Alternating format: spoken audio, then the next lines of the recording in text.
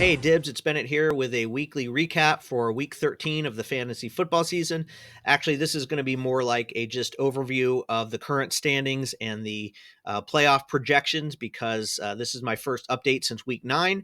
I do apologize. I absolutely love fantasy football. I've been playing it since 1997, I believe.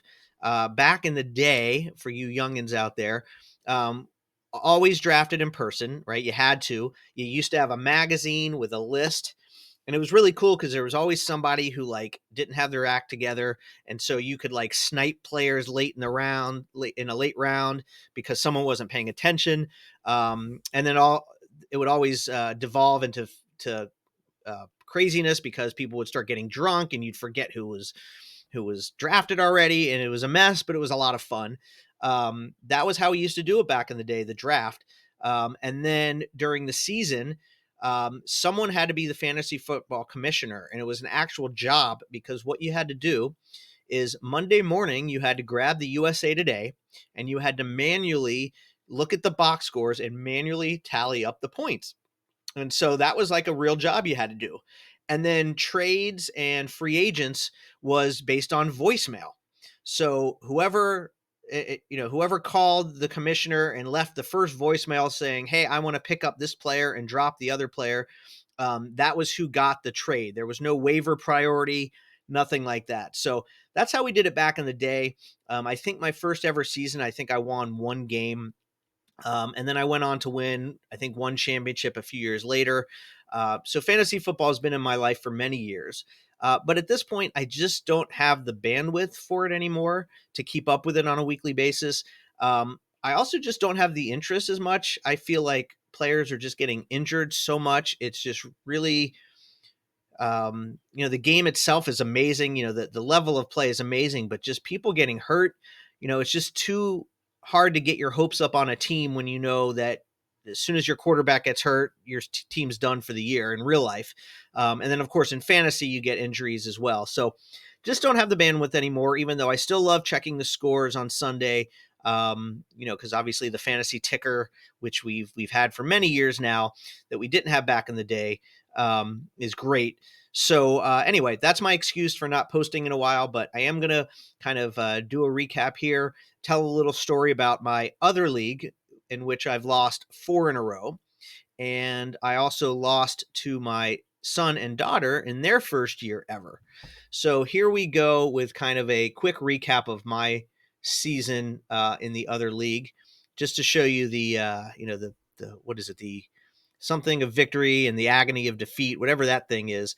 So yeah, basically, here we go with a quick recap there. So in that league, it all started week 11 where I lost by 3 points, and I had CD Lamb and the tight end for the Cowboys, Ferguson, on Monday night. And as you could see, I only needed an extra catch or two from CD Lamb. And actually, the ticker had me at like an 84% chance of winning in the fourth quarter. But the ticker is not sophisticated enough to know that because the Cowboys were getting blown out, CD Lamb was out of the game. So he had no chance of getting points just because they were protecting him. And Jake Ferguson got got injured after his one catch. So that was week 11. That was my second loss in a row, lost by 3. Then week 12 is the week I lost to my kids, and I was kicking their butts all day until they had Jalen Hurts and Saquon Barkley with 51 points on the Sunday night game, including the last 70-something yard touchdown was total garbage. They were just trying to run the clock out, and Saquon broke off a 70-something yard run. He gets 51 points, and my kids have bragging rights on me, and they beat me.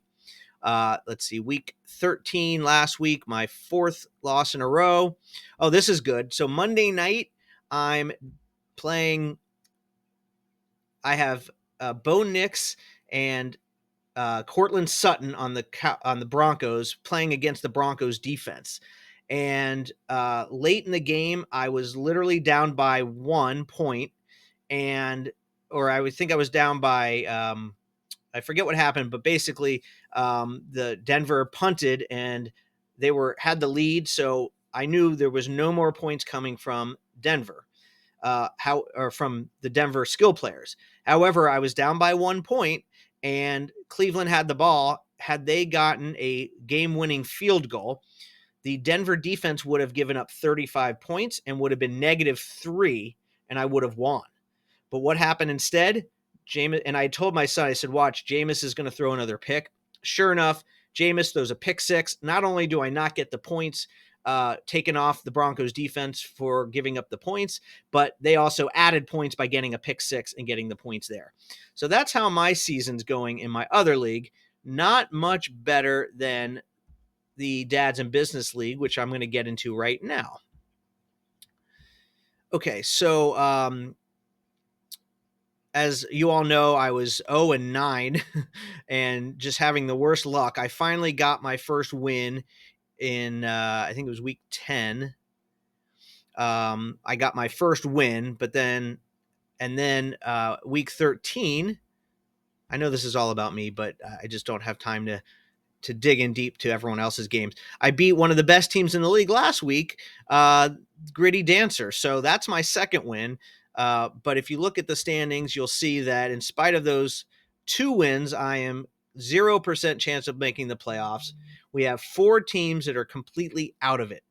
So it's going into week 14. There's 2 weeks of the regular season left before the playoffs. And currently we have the current projected bracket is the 2 Cups, 1 Love winning their division in the West, playing the Mahomies in the East. Mahomies got off to a really fantastic start in the season. They've faded lately, but they're still in the hunt, and they're the 4th seed as of today. The Derry Demons winning their division, and they're beating Gritty Dancer, who is 1 game back. And as you know, I just beat Gritty Dancer. So his loss to me, Matt Ryan's loss to me, might be the difference for him getting in the playoffs. So that's if the season ended today. Okay. But let's look at the standings. We still have 2 more weeks.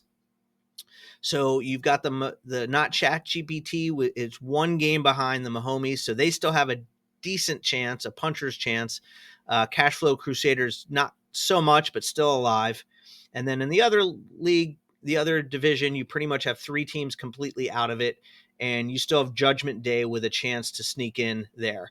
But the top 3 seeds are pretty locked up, although there's no guarantee. And then, as always, I like to check the luck situation. When you sort by points for, you can see that Gritty Dancer, a little bit of tough luck being the 3rd ranked team, and they have the most points in the league. 2 Cups, 1 Love. Their record kind of reflects their points scored. And then you've got the Derry Demons, the 5th highest scoring team in the league, but they have a 9-4 record, and they're going to win their division most likely. So, no one's getting too much good or bad luck other than you could, I guess, say me. My team's crept up in the total scoring. I was last for a long time. I'm actually 4th in total points, but still only 2 wins. Meanwhile, the Cash Flow Crusaders have just a little bit more points than me, and they've gone 7 games.